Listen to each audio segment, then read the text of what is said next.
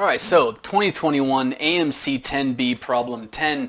It was also the 12B problem 6. Inverted cone, second time we've seen that in recent history. An inverted cone with base radius 12 and height 18. Incidentally, my solution to the inverted cone problem from A does have a better solution that I was able to work out later. I will refilm that to update it with a new video sometime next week or this weekend or in the future, sometime after this point in time.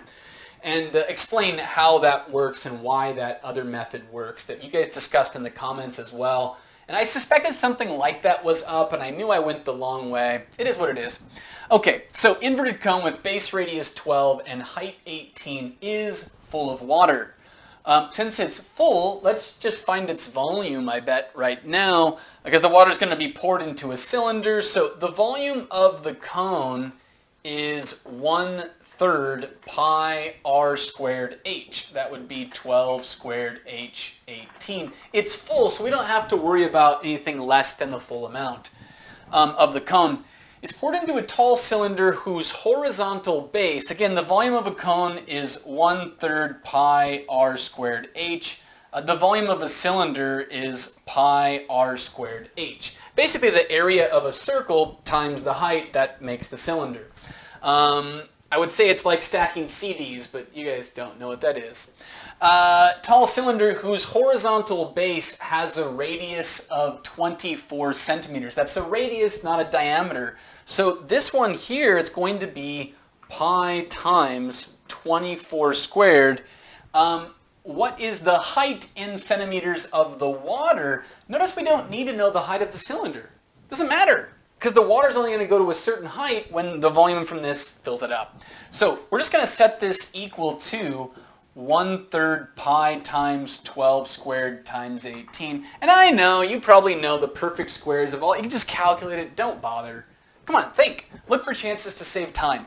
Pi, pi. The 1/3 with the 18 gives 6. 12 squared, put it under here, and you can pull the squared to the outside. So it becomes 2 squared. Then you're going to get 4h equals 6. Divide by 4h equals 1.5. That's it. That's all you had to do. Pretty straightforward and standard boilerplate kind of problem. You did need to know the cone volume formula and the volume of a cylinder. If you didn't have these in your small notebook, you need to add it. If you don't have a small notebook, watch the how to prepare for the AMC 10 playlist. Yeah, it's in there. Check it out.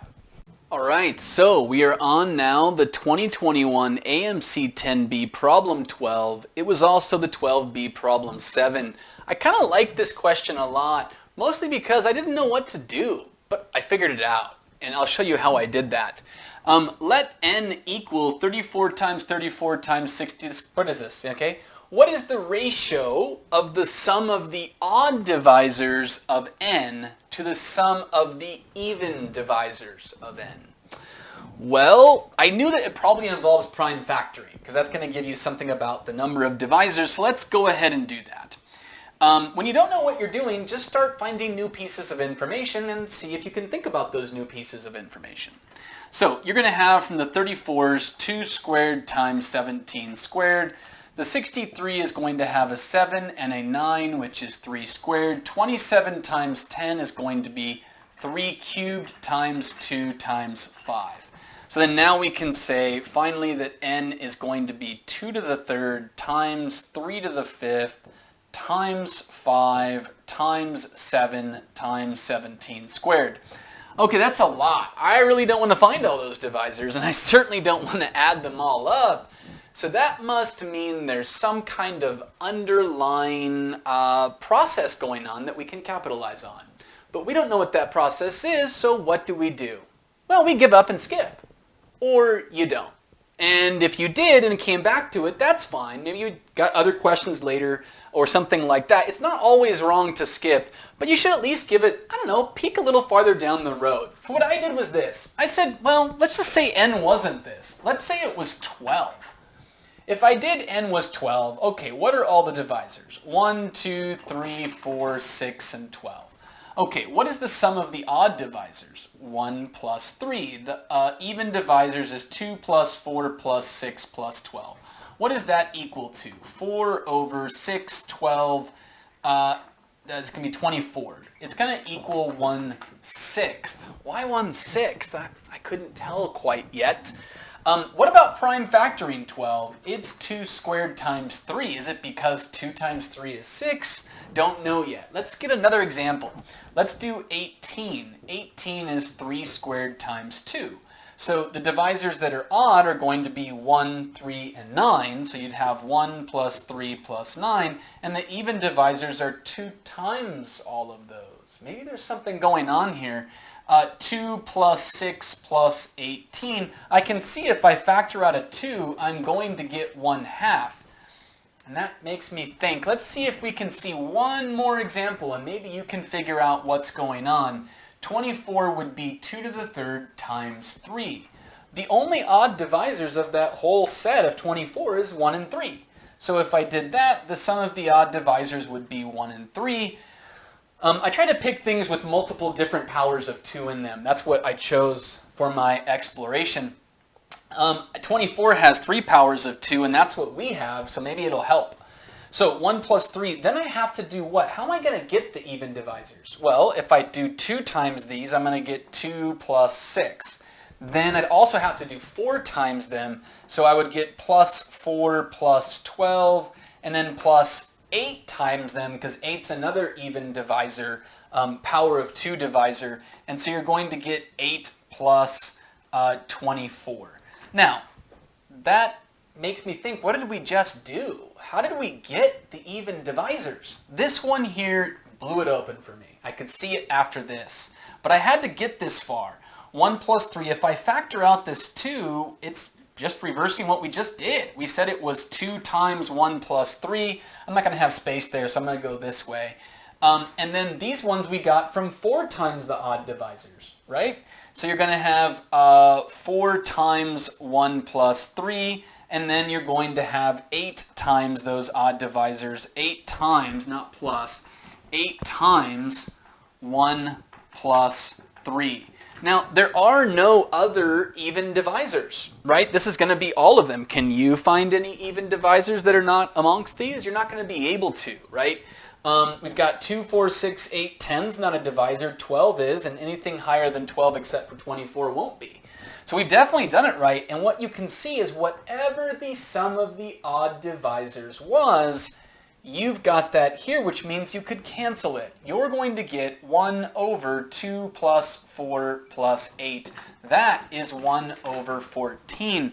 And here's the kicker. You can perceive it doesn't matter what the odd divisor sum was. What you're going to get is always going to be, let's call the odd divisor sum D. You're going to have D over, and then all of the powers of 2 need to distribute to all of the odd divisors, including 1, which is why you're going to get the 2, 4, and 8 as well.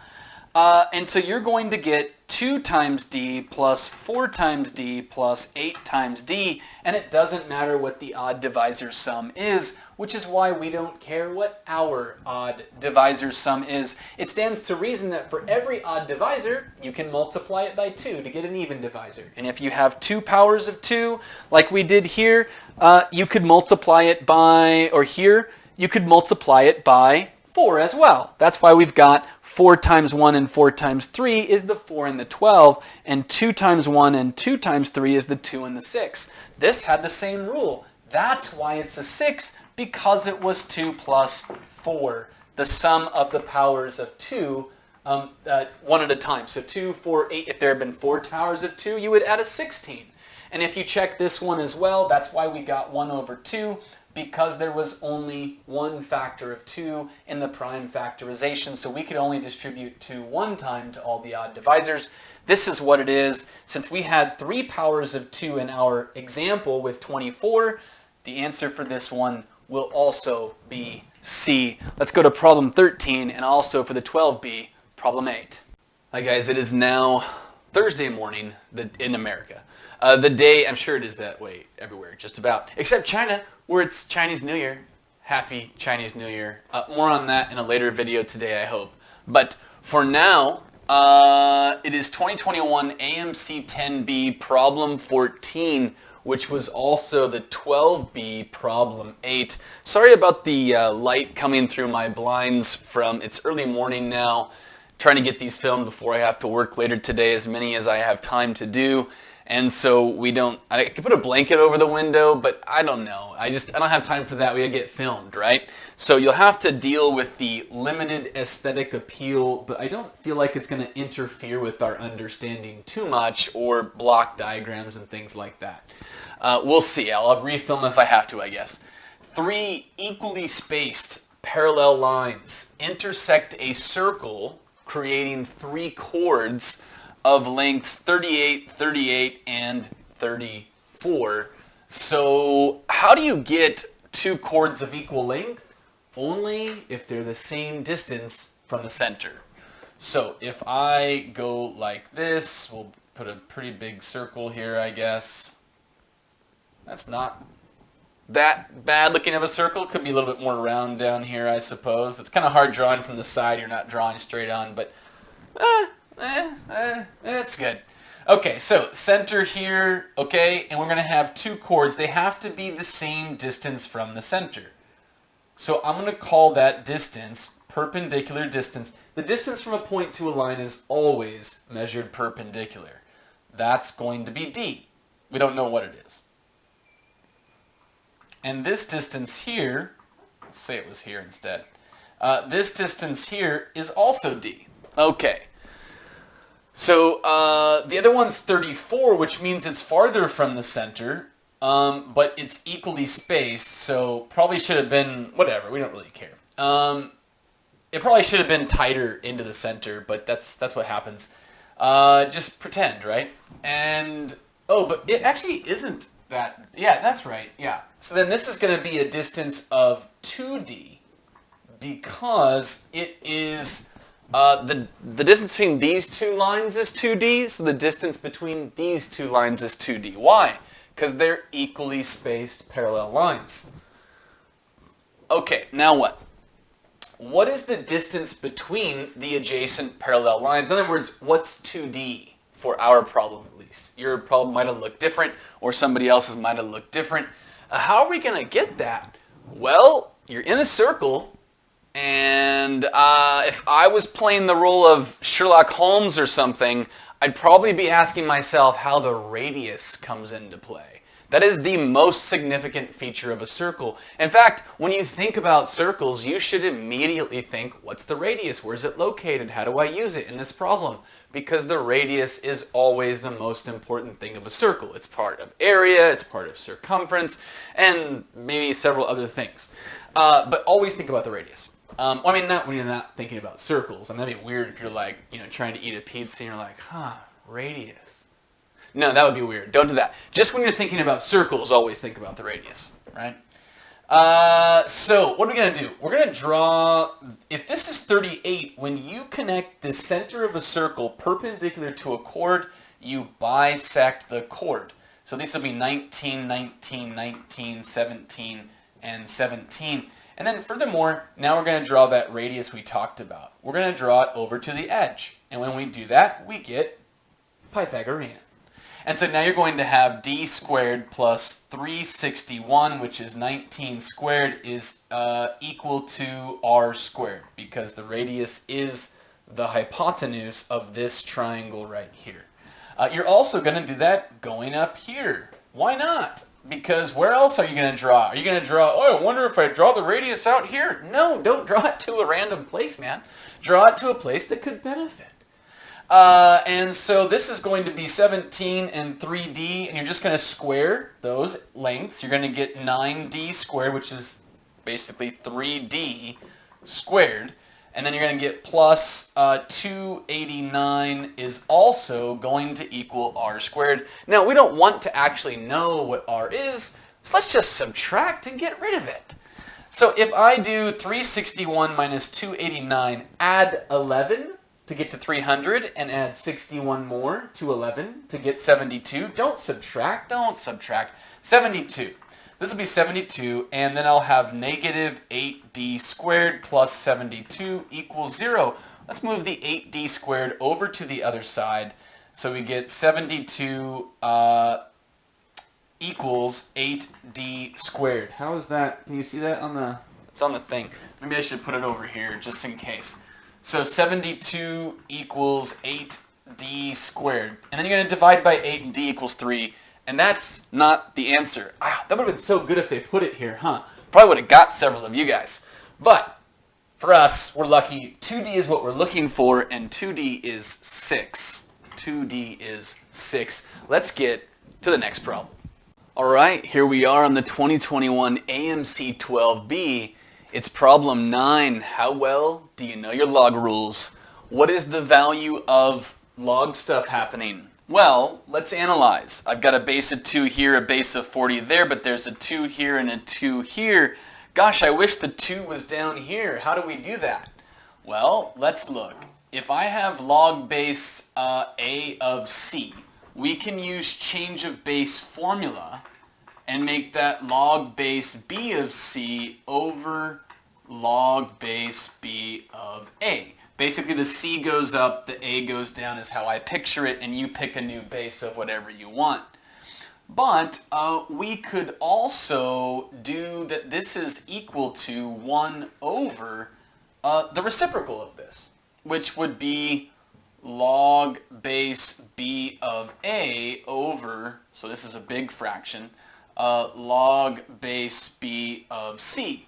But that would mean that I could just pull the base back out and put it now into base C.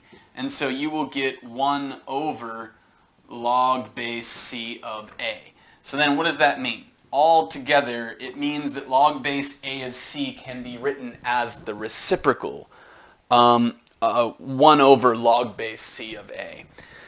So with that in mind, we're going to proceed. This is going to become log base 2 of 80 over, I can make this just like that, 1 over log base 2 of 40. And then that, of course, will get multiplied. So now we're going to have log base 2 of 80 times log base 2 of 40. Because you multiply by the reciprocal, right? That tells us what's going to happen over here. I'm not going to go through the algebra on it because we've seen the same algebra with different numbers on this side. We're just going to proceed. So I've got log base 2 of 80 times log base 2 of 40. It's going to be minus. I'm going to erase this so I have space. Sorry if you haven't. You can go back and look at the video, I guess, to rewrite it. Log base 2 of 80 times log base 2 of 40 minus log base 2 of 160 times log base 2 of 20. Now we're in this form. How are we going to get it? Well, we need to know other log rules. Like if there's a product within a log, you can make it a sum of 2 separate logs with the same base. In other words, log base B of A times C is equal to log base B of A plus log base B of C. See, what I like about all of these is they all have an 8, a 4, a 16, and a 2. Those are all powers of 2 and they're times 10. Maybe that's what we should focus on. So log base 2 of 80 would be 8 times 10, which if I put it together would be log base 2 of 8 times 10. And then we're going to make that log base 2 of 8 plus log base 2 of 10. And furthermore, we know what log base 2 of 8 is. It's 3. It's basically asking you what power of 2 is 8. So then 3 plus... Now, I can see we're going to keep getting these log 10s. And I don't really want to write them. So I'm just going to call them x. This is a tactic you should use just to replace so you can save time.